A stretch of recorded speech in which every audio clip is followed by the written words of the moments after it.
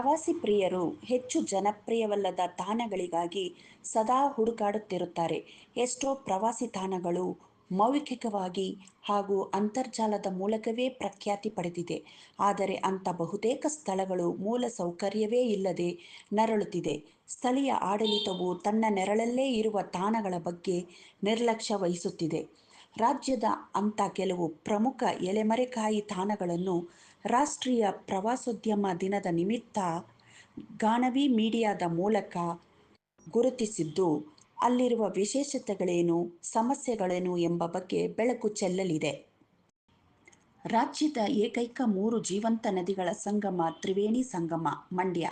ಇಡೀ ರಾಜ್ಯದಲ್ಲಿಯೇ 3 ಜೀವಂತ ನದಿಗಳು ಸೇರುವ ಏಕೈಕ ತ್ರಿವೇಣಿ ಸಂಗಮ ಕೆ.ಆರ್.ಪೇಟೆ ತಾಲೂಕಿನ ಪುರಸಂಗಾಪುರ ಅಂಬಿಗರಹಳ್ಳಿಯಲ್ಲಿದೆ. ಇಲ್ಲಿ ಕಾವೇರಿ, ಹೇಮಾವತಿ ಮತ್ತು ಲಕ್ಷ್ಮಣತೀರ್ಥ ನದಿಗಳು ಸಂಧಿಸುತ್ತವೆ. ಇಲ್ಲಿ ಸಂಗಮೇಶ್ವರ ಮಹದೇಶ್ವರ ದೇವಾಲಯಗಳು, 2 ದ್ವೀಪಗಳಿವೆ.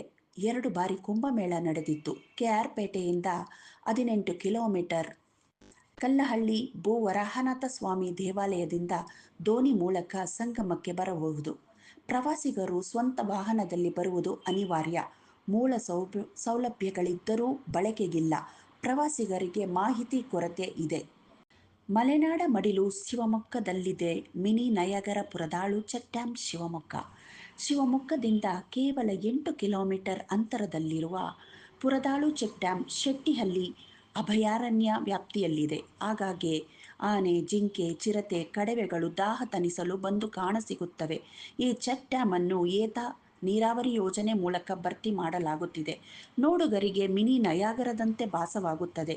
ಸುತ್ತಲೂ ಹಸಿರು ಕಾನನದ ಮಧ್ಯೆ ಇಲ್ಲಿನ ಸೂರ್ಯಾಸ್ತ, ಸೂರ್ಯೋದಯ ಬಲು ಚೆಂದ. ಗ್ರಾಮ ಪಂಚಾಯಿತಿ ಅಥವಾ ಅರಣ್ಯ ಇಲಾಖೆಯಿಂದ ಇಲ್ಲಿ ಪ್ರವಾಸಿಗರಿಗೆ ಕನಿಷ್ಠ ಸೌಲಭ್ಯಗಳನ್ನು ಒದಗಿಸಿದರೆ ಇನ್ನೂ ಹೆಚ್ಚಿನ ಸಂಖ್ಯೆಯಲ್ಲಿ ಪ್ರವಾಸಿಗರು ಸೌಂದರ್ಯವನ್ನು ಸವಿಯಬಹುದು. ನಾಡು ಮಧುಗಿರಿಯಲ್ಲಿದೆ. ದೂದ್ಸಾಗರ್ ಮಧುಫಾಲ್ಸ್ ತುಮಕೂರು. ಮಧುಗಿರಿ ಏಕಶಿಲಾ ಬೆಟ್ಟದ ತಪ್ಪಲಿನಲ್ಲಿರುವ ಸುಂದರ ಜಲಪಾತ ಇದಾಗಿದೆ. ಮಳೆಗಾಲ ಬಂದಾಗೆಲ್ಲ ಅಂತರ್ಜಾಲದಲ್ಲಿ ಹೆಚ್ಚು ಹುಡುಕಾಟವನ್ನು ಈ ಪ್ರವಾಸಿ ತಾಣ ಪಡೆದುಕೊಳ್ಳುತ್ತಿದೆ. ದೂದ್ಸಾಗರದ ಅನುಭವ ನೀಡುವ ಈ ಸ್ಥಳವನ್ನು ಸ್ಥಳೀಯರೇ ಮುನ್ನೆಲೆಗೆ ತಂದಿದ್ದಾರೆ. ಜಲಪಾತದ ಅನುಭವ ಪಡೆಯಲು ಸಹಸ್ರಾರು ಪ್ರವಾಸಿಗರು ಇಲ್ಲಿಗೆ ಲಗ್ಗೆ ಇಡುತ್ತಾರೆ. ಆದರೆ ಪ್ರವಾಸಿ ತಾಣವನ್ನಾಗಿ ಮಾಡುವುದಕ್ಕೆ ಸಾಧ್ಯವಾಗಿಲ್ಲ. ಅರಣ್ಯದ ಮಧ್ಯದಲ್ಲಿರುವ ಕಾರಣ ಪ್ರವಾಸಿಗರು ಹೋಗಿ ಬರುವುದಕ್ಕೆ ಯಾವುದೇ ವಾಹನದ ಸೌಕರ್ಯವಿಲ್ಲ.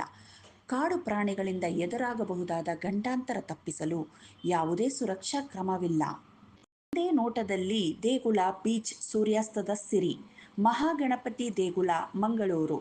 ಸಮುದ್ರ ತೀರದಲ್ಲಿರುವ 900 ವರ್ಷಗಳ ಹಳೆಯ ದೇವಸ್ಥಾನ ಸುರತ್ಕಲ್ ಶ್ರೀ ಸದಾಶಿವ ಮಹಾಗಣಪತಿ ದೇವಸ್ಥಾನ. ಇಲ್ಲಿ ಪ್ರಾರ್ಥನೆ ಸಲ್ಲಿಸಿದರೆ ಕಾರ್ಯಸಿದ್ಧಿ, ಮನಃಶಾಂತಿ ಲಭಿಸುತ್ತದೆ ಎಂಬ ನಂಬಿಕೆ ಇದೆ. ಈ ಕ್ಷೇತ್ರದ ಹೊರಭಾಗದಲ್ಲಿ ಸುರತ್ಕಲ್ ಬೀಚ್ನ ವಿಹಂಗಮನ ನೋಟ ನೋಡಲು ಜಾಗ ಇದ್ದು, ಇಲ್ಲೇ ನಿಂತು ಅನೇಕ ಮಂದಿ ಸೂರ್ಯಾಸ್ತವನ್ನು ಕಣ್ತುಂಬಿಕೊಳ್ಳುತ್ತಾರೆ. ಸುರತ್ಕಲ್ನಿಂದ NITK ಎದುರಿನ ಬೀಚ್ ರಸ್ತೆಯ ಮೂಲಕ ಕ್ರಮಿಸಿದರೆ ದೇವಸ್ಥಾನ ಸಿಗುತ್ತದೆ. ಇದೇ ರಸ್ತೆಯಲ್ಲಿ ಮುಂದೆ ಹೋದರೆ ಬೀಚ್ ಪ್ರವೇಶ ಪಡೆಯಬಹುದು. ಪುರಾತನ ದೇಗುಲವಾದರೂ ಅಷ್ಟೊಂದು ಪ್ರಸಿದ್ಧಿ ಪಡೆದುಕೊಂಡಿಲ್ಲ. ಕೇದಾರನಾಥದಂತಹ ದೇಗುಲ ಎಂದೂ ಬತ್ತದ ನೀರಿನ ಬುಗ್ಗೆ. ಮೋಘರಾಮೇಶ್ವರ ಗುಡಿ ಕಲಬುರಗಿ.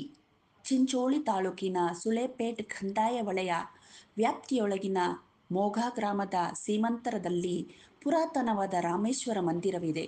ಇದನ್ನು ಕಲ್ಯಾಣಿ ಚಾಲುಕ್ಯರು ನಿರ್ಮಿಸಿದ್ದಾರೆ ಎಂಬ ಇತಿಹಾಸವಿದೆ. ಆದರೆ ಸರ್ಕಾರದ ಗಮನಕ್ಕೂ ಬಿದ್ದಿಲ್ಲ, ಅಭಿವೃದ್ಧಿ ಸಹ ಆಗಿಲ್ಲ. ಆದರೆ ಈಚೆಗೆ ಈ ಸ್ಥಳ ಹೊರ ಮುಂಚೂಣಿಗೆ ಬಂದ ಅನಂತರ ಅಂತರ್ಜಾಲದಲ್ಲಿ ಬರೋಬ್ಬರಿ 35 ಲಕ್ಷಕ್ಕೂ ಅಧಿಕ ಜನರು ಹುಡುಕಾಡಿದ್ದಾರೆ. ಕೇದಾರನಾಥ ಶಿಖರದಂತಹ ಶಿಖರವನ್ನು ಈ ಗುಡಿ ಹೊಂದಿದೆ. ಇಲ್ಲಿ 3 ನೀರಿನ ಬುಗ್ಗೆಗಳಿದ್ದು ಎಂದೂ ಬತ್ತುವುದಿಲ್ಲ. ಐತಿಹಾಸಿಕ ಕಲ್ಲುಗಳ ಮೇಲೆ ಶಿವನ ಮೂರ್ತಿಯ ಭಿತ್ತಿ ಚಿತ್ರಗಳಿವೆ. ಕೃಷ್ಣಾ ನದಿಯ ನಡುಗಡ್ಡೆಯಲ್ಲಿ ಸುಕ್ಷೇತ್ರದ ಸೊಬಗು. ಶ್ರೀ ಕ್ಷೇತ್ರ ಕುರುವಾಪುರ ರಾಯಚೂರು. ರಾಯಚೂರು ತಾಲೂಕಿನ ಕೃಷ್ಣಾ ನದಿಯ ನಡುಗಡ್ಡೆಯಲ್ಲಿರುವ ಶ್ರೀ ಕ್ಷೇತ್ರ ಕುರುವಾಪುರದಲ್ಲಿ ದತ್ತಾತ್ರೇಯನ 2ನೇ ಅವತಾರ ಎಂದೇ ಕರೆಯಿಸಿಕೊಳ್ಳುವ ಶ್ರೀಪಾದವಲ್ಲಭರು ಧ್ಯಾನ ಮಾಡುತ್ತಿದ್ದರು ಮತ್ತು ಪಕ್ಕದಲ್ಲೇ ತುಂಬಿ ಹರಿಯುತ್ತಿದ್ದ ನದಿಯಲ್ಲಿ ಅದೃಶ್ಯರಾದರು ಎಂಬ ಪ್ರತೀತಿ ಇದೆ. ಕೃಷ್ಣಾ ನದಿ ನಡುಗಡ್ಡೆಯಲ್ಲಿ ದೇವಸ್ಥಾನ ನಿರ್ಮಾಣ ಮಾಡಲಾಗಿದೆ. ಇಲ್ಲಿಗೆ ಹೋಗಲು ರಸ್ತೆ ಮಾರ್ಗಗಳಿಲ್ಲ.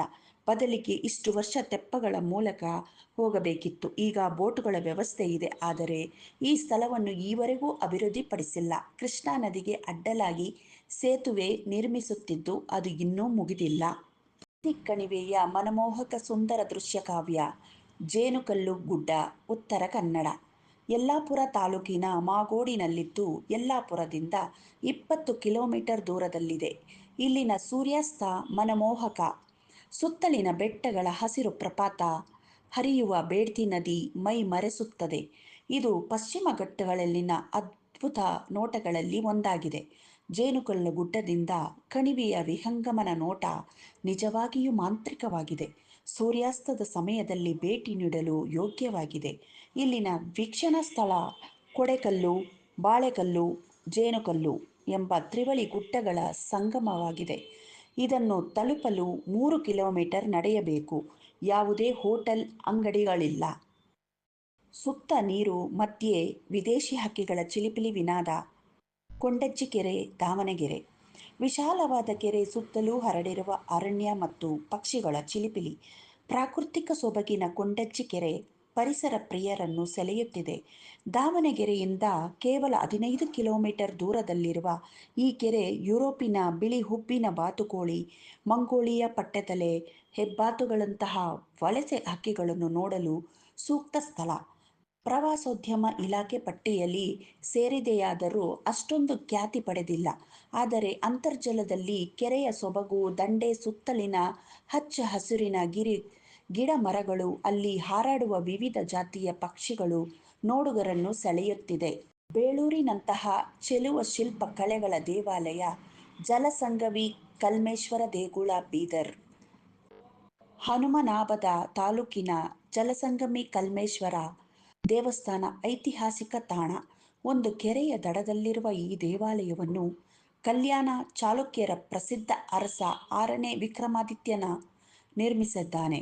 ದೇವಾಲಯದ ಸುತ್ತು ಗೋಡೆಗಳು ಸುಂದರವಾದ ಶಿಲ್ಪಗಳನ್ನು ಹೊಂದಿದ್ದು, ಆಭರಣಗಳಿಂದ ಕೂಡಿದ ವಿವಿಧ ನೃತ್ಯ ಭಂಗಿಗಳಿರುವ ಹಲವಾರು ಶಿಲಾಬಾಲಿಕೆಯರ ಚಿತ್ರಗಳನ್ನು ಕಾಣಬಹುದು. ಬೃಹದಾಕಾರದ 9 ಕಂಬಗಳಿಂದ ಕೂಡಿದ ಮಂಟಪವಿದೆ. ಗರ್ಭಗುಡಿಯಲ್ಲಿ ಶಿವಲಿಂಗವಿದ್ದು ಹೊರಗಡೆ ನಂದಿ ಮೂರ್ತಿ ಇದೆ. ಆದರೆ ಅಲ್ಲಿ ಮೂಲ ಸೌಕರ್ಯಗಳ ಕೊರತೆ, ಜತೆಗೆ ಐತಿಹಾಸಿಕ ಹಿನ್ನೆಲೆ ತಿಳಿ ಹೇಳುವಂಥ ಗೈಡ್ಗಳಿಲ್ಲ. ಗಡಿನಾಡು ಗುರುಮಠಕಲ್ ಜಲಪಾತದ ಅಬ್ಬರ. ಧಬಧಬಿ ಜಲಪಾತ, ಯಾದಗಿರಿ. ಸುಮಾರು 200 ಅಡಿ ಎತ್ತರದಿಂದ ಧುಮ್ಮಿಕ್ಕುವ ಗುರುಮಠಕಲ್ ತಾಲೂಕಿನ ಧಬಧಬಿ ಜಲಪಾತ ಪ್ರವಾಸಿಗರ ಕಣ್ಮನ ಸೆಳೆಯುತ್ತಿದೆ. ಹೆಚ್ಚಾಗಿ ಮಳೆಗಾಲದಲ್ಲಿ ಇದರ ಸೊಬಗು ನೋಡಲು ಸುಂದರ. ಹೆಚ್ಚು ಹಸಿರಿನಿಂದ ಕೂಡಿರುವ ಧಬಧಬಿ ಫಾಲ್ಸ್ ನೋಡಲು ಜನರ ವಿವಿಧ ಜಿಲ್ಲೆ, ರಾಜ್ಯಗಳಿಂದ ಬರುತ್ತಾರೆ. ನೈಟ್ ಕ್ಯಾಂಪ್ ಮಾಡುತ್ತಾರೆ. ಆದರೆ ಈ ಸ್ಥಳಕ್ಕೆ ತೆರಳುವ ಮಾರ್ಗ, ವಾಹನ ಸಂಚಾರ ಇಲ್ಲದಿರುವುದು ಪ್ರವಾಸಿ ತಾಣ ಜನರಿಗೆ ಚಿರಪರಿಚಿತವಾಗಿದೆ. ಸುರಕ್ಷಾ ಕ್ರಮಗಳಿಲ್ಲದ ಕಾರಣ ಈಗಾಗಲೇ ಇಲ್ಲಿ ಹಲವಾರು ಯುವಕರು ನೀರಿನಲ್ಲಿ ಮುಳುಗಿ ಮೃತಪಟ್ಟಿದ್ದಾರೆ. ಸ್ವಚ್ಛತೆಯೇ ಸವಾಲಾಗಿ ಉಳಿದಿದೆ.